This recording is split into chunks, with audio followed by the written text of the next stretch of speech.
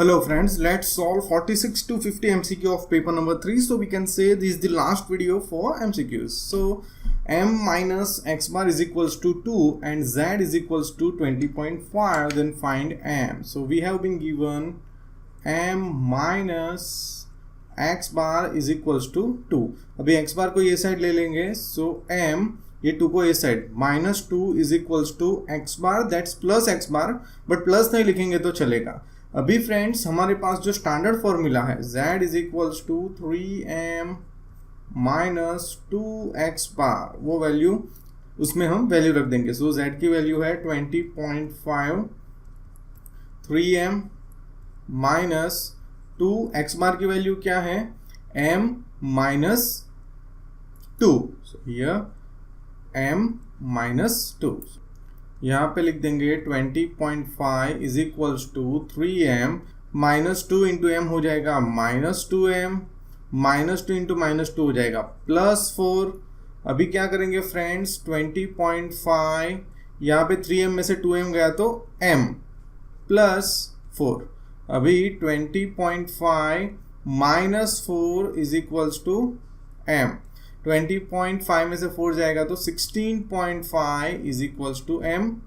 m is equals to 16.5, that's option A. अभी friends आप सोच रहे हो कि मुझे कहाँ से पता चला, कैसे पता चला कि x बार को अकेला करना है. ठीक है, अभी आप ऐसा करते, ये माइनस एक्स बार को ये साइड ले लेते तो हो जाता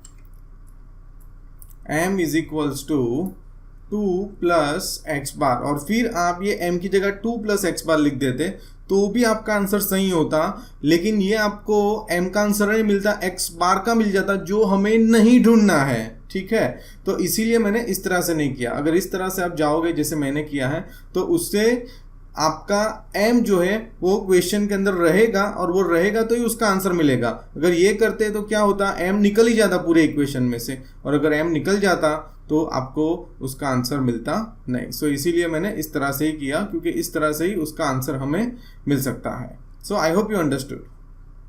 let's go to the next, frequency distribution. अभी ये जो चैप्टर नंबर 15 है उसमें जो मॉडल क्लास होता है, तो ये मैं उसका प्रीव्यू दे देता हूँ. सपोज ये मॉडल क्लास है, ठीक है, ये उसका सक्सीडिंग, ये उसका प्रीसीडिंग, राइट. तो अभी इसके ऊपर F1 लिखते हैं, उसके बाद F2, उसके पहले F0. ये रूल है, जहाँ मॉडल क्लास है उसके ऊपर लिखते हैं F1, यानी उसकी फ्रीक्वेंसी में F1 लेनी है. अभी हमें मॉडल क्लास की फ्रीक्वेंसी 25 दी है, ठीक है, फिर उसके सक्सीडिंग की फ्रीक्वेंसी 20 दी है, प्रीसीडिंग की 8 दी है. ठीक है, तो F0, F1, F2 की वैल्यू मिल गई 8, 25, 20, 8, 25, 20, that's option D, solve. Let's go to the next page. अभी total number of outcomes in the experiment of following 3 balance dice simultaneously. अभी इसमें फ्रेंड्स 2 डायस का हम चैप्टर के अंदर कर चुके हैं, राइट. 3 डायस का हमने नहीं किया, तो इसके लिए मैं आपको टेक्निक दे रहा हूँ. अगर एक डायस है तो 6 डिग्री 1, ये डिग्री जितने डायस है उतनी करनी है, 6 की डिग्री करनी है. So total probability will be 6. 2 dice है, 6 की 2 डिग्री, total probability will be 36. 3 dice है, 6⁻3, total probability will be 216. So this answer is D, that's 216. अभी यहाँ पे फ्रेंड्स क्या करना है आपको, तो 52 कार्ड्स दिए हुए हैं, ठीक है. सो these are the photos for 52 cards.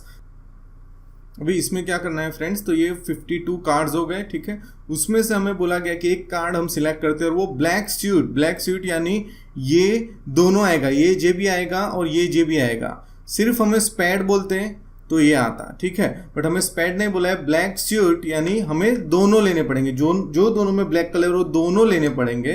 तो हमारा हो जाएगा 2/52 and that's 1/26, because 2 1s are 2, 2 26 are 52, so that is 1/26. Let's go to the next MCQ. 3 unbiased coins are tossed. अभी 3 कॉइन में टोटल प्रोबेबिलिटी 8 होती है, लेकिन वो 8 नॉन रिपीटिंग किस तरह से लिखेंगे वो मैं बता रहा हूँ. तो हम यहाँ पे लिख रहे हैं, सबसे पहले लिखेंगे ट्रिपल H, यानी तीनों 3 पे हेड मिल रहा है, फिर लास्ट में T, फिर बीच में T, फिर शुरुआत में T. हो गया 4, no mistake, right, non repeating, right, okay. Then triple T, last में H, बीच में H, शुरुआत में h हो गया। तो ये सिस्टम से आप करोगे तो 8 and unique 8, right, no result is repeating. अभी इसमें से आपको 2 हेड्स वाले को सर्कल करना है एटलीस्ट, यानी कम से कम 2 हेड, 3 हेड भी चलेंगे, उससे ज्यादा भी चलेंगे, पर उससे ज्यादा होंगे नहीं क्योंकि 3 कॉइन्स है, तो उससे ज्यादा चलेंगे नहीं। सो 2 हेड्स एंड 3 हेड्स वाले को सर्कल करना है। 3 heads fine, 2 heads fine, 2 heads fine, 2 heads fine. So मुझे 4 मिल गए, टोटल प्रोबेबिलिटी 8 है, तो ये हो गया 4 2 8, that's 1/2, that's my option C.